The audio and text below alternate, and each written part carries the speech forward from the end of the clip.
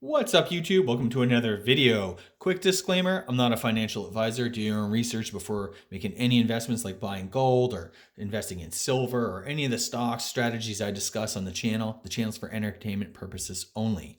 If you guys are into gold and silver, if you're into investing, if you're into passive income, please check out my website, My Road to Wealth and Freedom. The link is in the description below. Much appreciated for the likes, the shares, the comments, guys. Keep them coming. Hopefully, this channel will blow up one day. So, what I want to discuss today, July 31st, 2023, is some of the events of last week and kind of how this summer seems to be shaping up. If anything, investing is always uncertain, the future is always uncertain. And I found on my own journey and in a lot of the books that I've read on finance and other people's experiences, building wealth is a long term plan. It's a long term, strategy. It takes a while, and the best, safest, most conservative wealth on earth has been built slowly over time. So, major key takeaway, and that goes for the same with stacking gold and silver. I've been doing it for years. I've been collecting coins since I was a small kid. Um, so, none of this is like overnight, sort of instant, get rich quick. It's always like the long game, slowly over time, periodically. If I get a bonus at work or some unexpected income, I might pick up like a full ounce coin, or usually, I make it a point to buy a little bit of gold each month, kind of like what you guys saw in my past few videos. Once a month, I try to get at least a quarter ounce. Sometimes I get a half ounce, sometimes I get a full ounce. So it really depends. For historical gold, I have certain things that if I see it, if it's cool, I'll just buy it. And, that's kind of how my stacking journey has gone. And, but as I've said in many videos before, gold to me is a major diversifier, to a stock portfolio, to real estate, to all the other assets that I have, my family has acquired in the past, 20 years, that type of thing. It's the slow, steady growth and the slow, steady diversification of your assets. So, I mean, if you guys are just starting out today, if I had any advice whatsoever, I would say avoid getting yourself into debt. And if you're in debt, try to pay off as much as you possibly can before jumping into anything like gold, silver, stocks, all that stuff, right? If you don't have any, say emergency savings, definitely, try to, save up 1,000, 2,000 bucks, something, eventually work towards, getting a few months savings. Um, there, because I do think the future is really uncertain, and even in the best of times, I mean, that's when you want to build, you know um, you know you want to kind of build up your nest egg, build up your reserves. But people always, it's human nature, it's just human psychology, we always tend to do the opposite of what we should be doing. So when you're gainfully employed and you have lots of income, rather than set any money aside, we tend to just spend, to our income level, to our limit. We'll buy the new car, we'll lease, we'll finance, we'll do whatever. We'll buy more house than we can afford, maybe get a camper, get a ATV, get, whatever.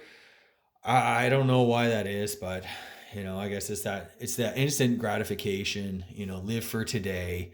Um, that whole sort of YOLO type mentality, which I've never felt comfortable with, and I have thankfully I've avoided a lot of the pitfalls and trappings of that lifestyle. I try hard to live below my means, and that's enabled me to like pay things off, pay off our home, own cars without payments, own gold, silver outright. I don't have any leveraged positions in my investments, like in the stock market or anything like that. I used to do that. I used to have rental properties. I used to borrow money and invest it in the stock market and write that. And I played that game. And honestly, like, I've always felt, and even when I did it at the time, I always felt that was like a house of cards ready to kind of collapse, because the debt stays forever, irrespective of what happens to asset prices. If your stock portfolio drops by 50%, well, you still have that leverage and it needs to be paid back. And usually, if it's a margin, if you're on a margin, you get a margin call. And if you don't pony up the money, that's where people get into trouble. The brokerage will sell your positions for you and recover. Like, that's where you get wiped out.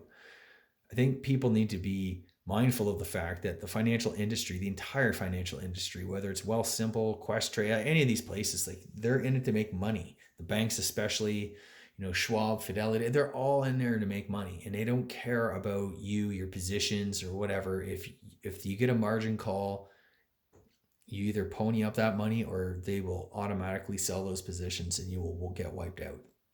So, and it goes to the nature of everything else, right? Like, you don't want to have a leveraged lifestyle. If you lose your job, you get completely screwed over, especially if you can't find another job, quickly. There's so many reasons why I've made a personal choice to kind of pay off debt, get out of debt. I don't like where things are going. It feels really fake and phony to me, and it had for a very long time. I've never really been comfortable with the idea of it's okay to have a mortgage. And, we tell ourselves all sorts of stories like, oh, well, we can deduct the interest, or, it's not that much. The home prices are going up faster than, the interest, and blah, blah, blah. It's inflated away. And again, I've always said, debt is debt is debt is debt is debt. It doesn't go away until it's paid off or defaulted on. And, as much as you might want to think it'll be inflated away, and that it never is for the average person, because our wages don't track inflation. So anyway, bringing that forward to today, more and more homeowners are in dire straits. I've read a few articles over the weekend, just kind of anecdotal stuff. I don't know how widespread this is. I'm not going to go say it's every homeowner out there, but a lot of people have been caught with, what are called variable rate mortgages, which means with every interest rate increase, you end up paying more monthly, weekly, bi-weekly, however you pay, it's automatically you're paying more now. And I was just reading a story about, this wife kind of wrote into, I don't know, the newspaper or whatever, was saying that, or it cost them $2,200 a month for their mortgage. And now, after all these rated, like, going from, like, 0%, so they probably had a mortgage of, 1.89, 2.5, let's say, somewhere around there. And well, now that variable rate mortgage is now 6% or 7% or something crazy like that. And their monthly payment went from $2,200, which is fairly manageable, to $5,200. So they're basically screwed. They can't work any extra. They're trying to find other jobs. They're trying to play that whole thing. But her concern was that if things don't turn around soon, they're going to have to sell and rent. So, and I mean, that's just one example. I'm not saying it's everybody out there, but I do think that same story, I've heard enough of those through friends, on reading newspaper articles, like online news or whatever. Like, this stuff is real and it's out there, and there's a lot of pain that's kind of hiding in plain sight. People aren't, maybe letting it's not like they have a giant sign like, hey, I'm underwater in my mortgage, or hey, like, I'm going broke, I can't afford to eat. But this is something that's real, that's out there, that I'm convinced sooner or later these things all come home to roost. And having high inflation, that's one thing. Having a rapidly rising interest rates, which is really putting the squeeze on consumers, that's another thing. Well, the kind of third thing that I think will result in an absolute calamity will be if we start getting job losses, because then all of a sudden these things will be defaulted on. There'll be fire sales of homes. Just kind of a lot of bad things will end up happening. Stock market will correct massively. And I just kind of want to be prepared. I actually want to take advantage of that. I'm looking forward. I feel people's pain. I don't want to say like I'm looking like, I want to profit from the misfortune of others or anything like that. It's kind of not what I'm trying to say. But what I am trying to say is that, there are in the investing world, there are opportunities everywhere. And if you've kind of played your cards right, if you've kind of done the right thing, um, and you can take advantage. This is where fortunes are made.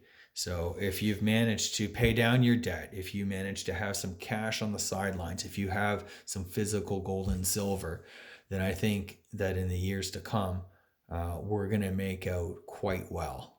um, and it's not like we're going to be like the robber barons of ages past, but because I wouldn't mind owning some real estate again. I wouldn't mind owning a rental property, but the way things are now is that you would essentially be subsidizing someone to live in a home. You cannot profit off that. I don't care what anybody says.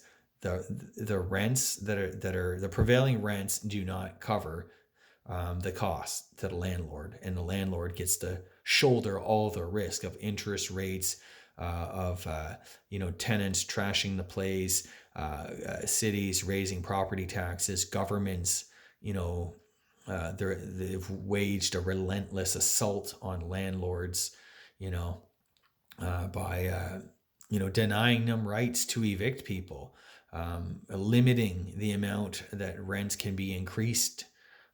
So this is kind of a crisis of like, government regulation has fed a lot into this. It's just honestly not worth investing your money in real estate if you're getting essentially a zero return, and you have to shoulder astronomical risk. That's why I've never been big into rental properties,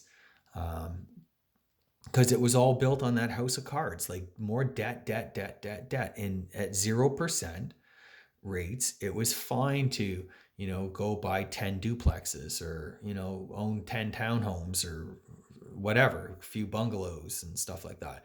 Well, now the situation's changed.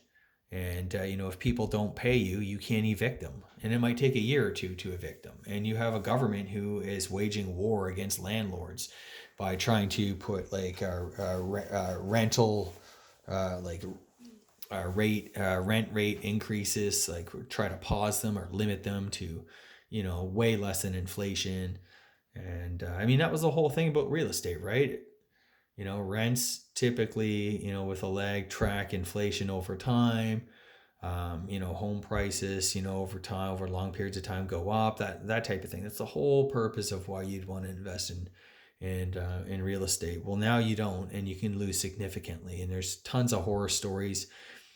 People buying homes or trying to sell homes, and their tenants refusing to leave, and that's leaving them screwed. And then they have to sell their home to, pay the bank. It's just like, again, leverage it in the early part of an expanding, like an expansion, economic expansion. That's totally fine. Have a little bit of leverage because the wind is at your back. But when it's long in the tooth, and after years of, record real estate prices and stuff like that, it just does not make sense at all. You're shouldering a lot more risk than you really believe, and most people don't really recognize risk. They don't really recognize the destructive force that debt can be and debt can play in their financial lives. They should, but they don't. And unfortunately, in our financial system, they will give us endless amounts of credit to hang ourselves with. So yeah, that's my kind of piece on that. I want to kind of move on. So gold, I'm looking at spot gold right now. It's just under 1973. The futures are up over 2000, I think 2006 or something like that. That might be for like the December contract or something like that. I don't know. But anyways, gold and silver, all like the metals, are all on the rise. Markets are all on the rise. They think that, the Fed's basically at or near the end of the hiking cycle. And pretty soon they'll either pause or start cutting. We don't really know how this is all going to go. Central banks are still trying to orchestrate a soft landing. I don't personally, I don't see how that's going to be possible with the amount of pain that's out there already. Um, it just kind of defies logic, and yet, they're still saying, there's going to be no landing. It's all good. The economy's absorbed these high interest rates and stuff like that. And I think the reason why everything has sort of absorbed these high interest rates is because everybody thinks that they're temporary, right? Interest rates will come up, inflation will come down, then they'll be able to cut, and we'll go back to this kind of Goldilocks economy. And I don't think that's how it works. That's, once people go broke and bankrupt, that damage is forever, essentially. That money is gone. Their home is gone. The loans, to the bank are non-performing, or, defaulted on, or whatever. Like, you can't change that. And even just with, the amount of interest rate increases there have been, people aren't paying down any on their principal. They've had to extend amortizations.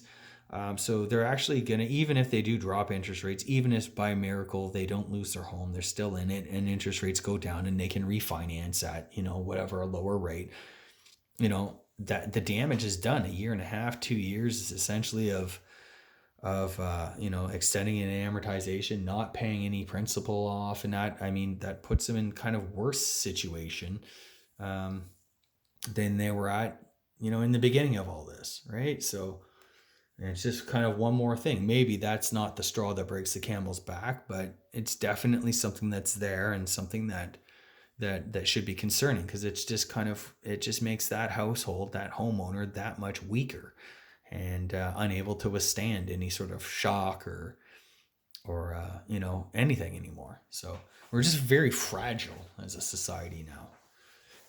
But yeah, anyway, so like I said, I'm putting some money into some gold and silver. I'm happy with the passive income that I've been able to kind of produce month after month between, my online businesses, endeavors, that type of thing, my dividend stocks, investing.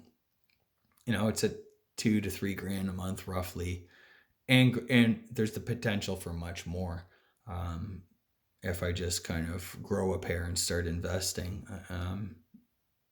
I'm seeing a lot of good quality dividend stocks. Some are paying 7-8% now, and that's kind of catching my eye. And because they're obviously hurt from rising interest rates, and the fallout in the stock market. And if rates do come down, if and when they do come down, these stocks are going to just explode higher. So not only are you capturing a 7 to 8% yield on these things today, but you might end up getting 50% in capital gains as well, or maybe even more. I don't know. So anyways, some of the things I'm watching, still kind of some energy stocks. They've kind of come back now a little bit. If there's a bit more damage to them, utilities and pipelines, that's definitely an area I'm kind of looking. Telcos. At least some of the Canadian banks are kind of getting down into this zone where, they're looking a bit interesting. I'm thinking about, Scotia, CIBC, TD Bank, but they've kind of bounced back since their like lows in March. My guess is that this past weekend, we had another bank fail. As we head into the fall, we'll see. Time will tell, right? Most crashes and that happen in the fall.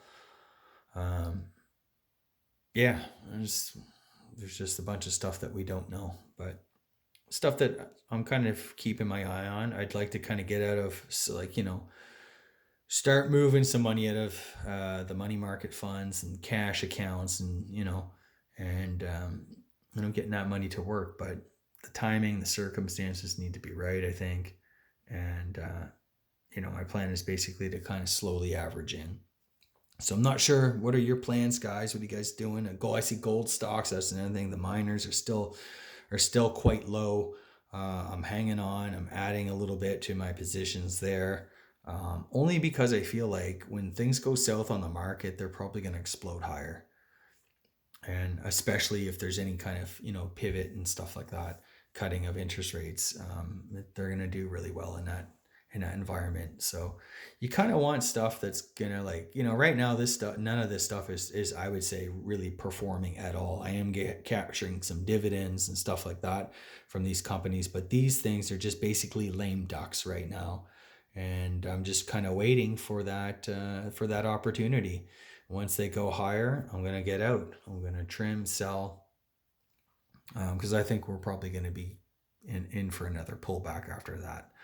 None of this stuff goes to the moon in a straight line, and when gold stocks are doing well, you probably want to be buying the stuff that's not doing well, like maybe some of the bank stocks, utilities, whatever's kind of at a favor, and just kind of play up that kind of sector rotation. But anyways, guys, good conversation today. Thanks so much. Let me know what you guys are doing this summer. Doldrums. Just thought I'd put out this midsummer report. I managed to kind of bring some of this gold home, and now I'm going to kind of bring it back to the vault. And anyway, thought it's not always nice checking it out, and hope you guys are enjoying your summer. And that's it. Cheers.